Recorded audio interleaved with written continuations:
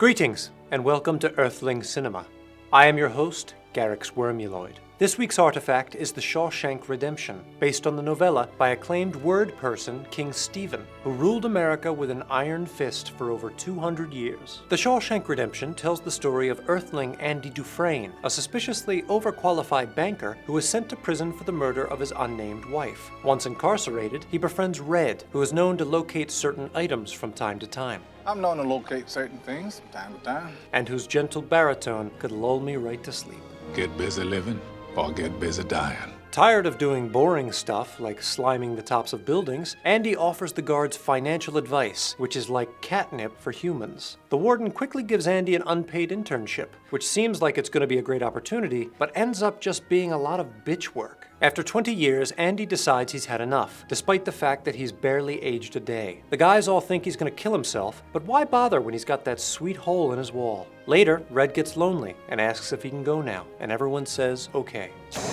He easily finds Andy halfway around the world, presumably using satellite technology, and then they chill at Club Med. Other than the value of keeping posters in your room, the primary theme of the Shawshank Redemption is freedom. Many times we see the camera framed by doors and windows, suggesting imprisonment. Conversely, aerial shots are used to indicate liberation. In this shot, Andy experiences his last gasp of life on the outside as the limo brings him to Shawshank. Later, he plays Wolfgang Puck's The Marriage of Figaro for the other inmates, using art to set them free. At the end, we see Andy and Red fully torqued on freedom. But the movie goes even deeper. Sure, it's about a prison and all the wacky adventures that happen there, but lurking beneath is a hefty load of existential undertones. Typical Hollywood. In his essay, Existentialism is a Humanism, Jean-Paul Sartre suggests that in the absence of God, humans must define their own essence through the choices they make and also through the shampoo they use. In this film, instead of God, we have the Warden, who is a perverse deity, Satan masquerading as a holy figure. I'm the light of the world. He is always quoting the Christian Bible and bragging about how many passages he has memorized. You think you've been fucked by a train.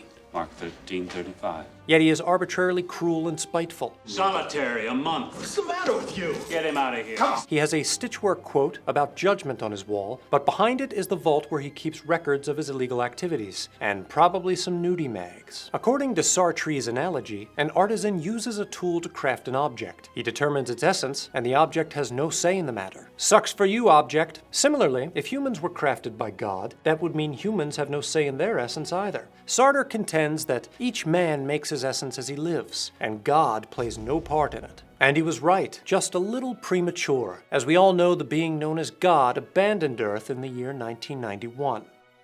Because of the Warden, inmates are not in charge of their own essence, You eat when we say you eat. Shit when we say you shit. Welcome to Shawshank. or even their own bowels. 40 years I've been asking permission to piss. The institution breaks them, and the walls come to define who they are. These walls are funny. First you hate them, then you get used to them. Brooks loses his ability to live in the free world I don't like it here. and turns to the seedy underworld of graffiti before ultimately calling it quits. Prison robs people of their will to freedom, and by extension, their humanity. Sartre contrasts human beings with objects such as rocks, noting that rocks are their characteristics, whereas human beings create their characteristics, even if those characteristics are forged by wasting away in front of their television sets. Most of the prisoners become rocks. Hope is a dangerous thing. They allow their lack of physical freedom to dictate their sense of absolute freedom. In contrast, Andy doesn't become a rock. He sculpts and breaks rocks with his trusty hammer, Thor Jr. The salvation lying within the Bible is not God, but rather Andy's choice to embrace hope and liberate himself by any means necessary. In this case, a conveniently human-sized pipe. Andy tells Red he'll laugh when he sees the rock hammer. In a place like Shawshank, hope is truly laughable. Plus, small things are funny. For Earthling Cinema, I'm Garyx Wormuloid.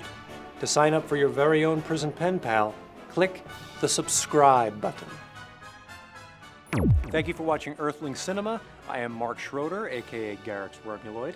If you like what you saw, please like Wisecrack, follow us on Twitter, like us on Facebook, subscribe to our YouTube channel. We're all about you guys. If you have a movie that you want to see done, let us hear about it, okay? We love hearing from you guys, and we'll do it. So please like this video and share it to all your friends, and we'll continue making good stuff for you. Thanks, guys.